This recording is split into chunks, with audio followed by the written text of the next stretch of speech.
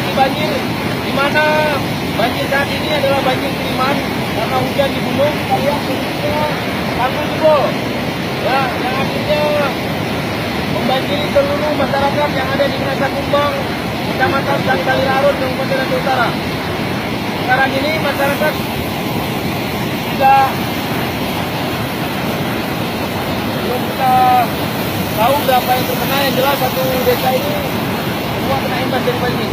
Ya. Kita lihat debit airnya begitu besar. Cuaca di sini cerah, cuacanya cerah, tapi situasinya banjir. Kita lihat rumah-rumah.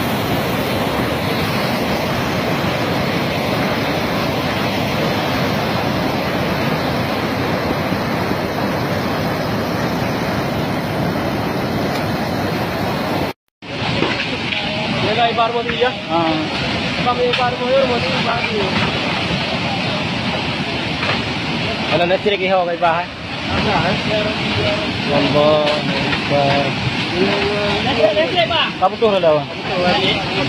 Kali mana ya?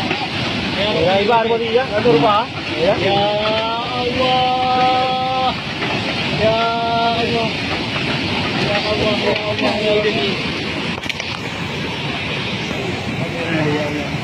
Ya Allah, bainal jannah. Ya Allah, ya Rabbi.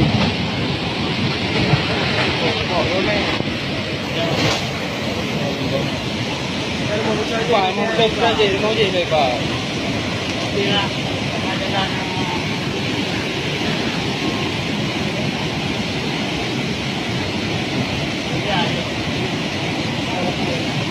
Baik, ini kena apa? Kalian.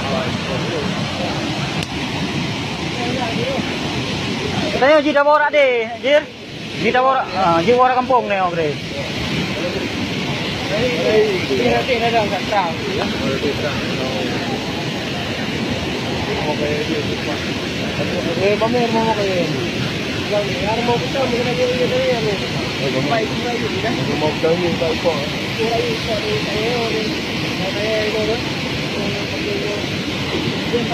Tadi patah yang diterima. Yang mana? Ini apa? Ya, apa ya?